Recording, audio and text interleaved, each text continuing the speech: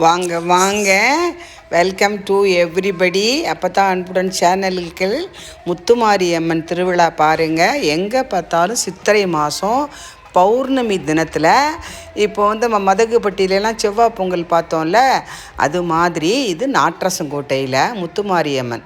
அதாவது 4 வீதி கூடுற இடத்துல ஒரு பீடம் இருக்கும். அது வெள்ளி செவ்வாய்க்கு அபிஷேகம் பண்ணுவாங்க, அலங்காரம் பண்ணுவாங்க, செதகா உடைப்பாங்க. அதாவது ஒரு சக்தி, நம்பிக்கையான தெய்வம். எந்த விதமாக அசம்பாவிதங்கள் நடக்காமல் நம்மளை பத்திரமா தலைமாடு காவலாக காக்கிறவ தான் முத்துமாரியம்மன். நமக்கு காவலாக இருக்கவ தான் முத்துமாரியம்மன்.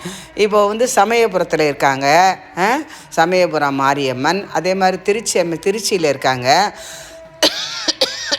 முத்துமாரியம்மன். அதே மாதிரி திருவேற்காட்டில் இருக்காங்க கருமாரியம்மன். அதாவது அம்மனை நம்ம கொண்டாடுற மாதம்தான் சித்திரை மாதம். அம்மனுக்கு டெய்லி அபிஷேகம், அலங்காரம். அது முடிஞ்சோடனே சக்கரை பொங்கல், சுண்டக்கடலை. அது ஒவ்வொரு நாளும் அந்த கிராமத்து மக்களும் சரி, நாட்டாரும் நகரத்தாரும் என்ன சொல்கிறது, அதாவது நல்லா இந்த தானான கொட்டுறதே வித்தியாசமாக இருக்கும். இப்படி பாருங்களேன், கும்பிட்டு இங்கிட்ட ஒரு அடி மறுபடியும் கும்பிடு, அப்புறம் அங்கிட்ட ஒரு அடி மறுபடியும் கும்பிடு.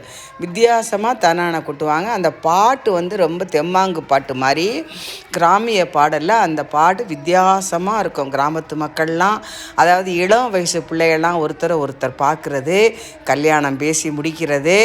அதாவது நமக்கு அந்த 15-16 வயசை தாண்டி தானே ஒவ்வொருத்தர் வருவோம். ரொம்ப நல்லாயிருக்கும். நமக்கே அந்த வயசுக்கு போயிடப்படாதா அப்படின்னா அவ்வளோ ஒரு அற்புதமாக இருக்கும். எல்லோரும் ஊர் கூடி ஒத்துமையாக. அப்புறம் ஒரு சில குடும்பங்கள் ஒரு மஞ்சளை ஏலம் எடுத்திருப்பாங்க. அவங்களாம் இன்றைக்கி ஓஹோன்னு இருக்காங்க. அவங்க பிள்ளைங்கள்லாம் வெளிநாடு போய் ரொம்ப சிறப்பாக 85 வயசை கடந்து நல்ல நீண்ட ஆயுளோடு நல்லா இருக்காங்க. அதே மாதிரி நம்ம நம்பிக்கையோடு ஏலம் எடுக்கையில் நம்ம நினச்ச காரியமெல்லாம் வெற்றி அடையும்.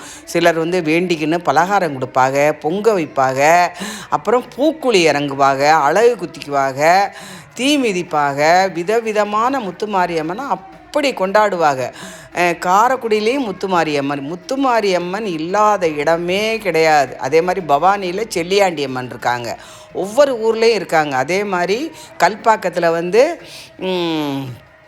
கருமாரியம்மன் இருக்காங்க, அங்காள பரமேஸ்வரி இருக்காங்க, கள்ளிச்சி அம்மா இருக்காங்க. அங்கேயும் அற்புதமாக தீமிதி திருவிழா, அப்புறம் பூக்குழி இறங்குறது, அலகு குத்திக்கிறது, வேப்பிலை சாப்பிட்றது, பால் குடம் எடுக்கிறது, குடங்குடமாக அபிஷேகம்.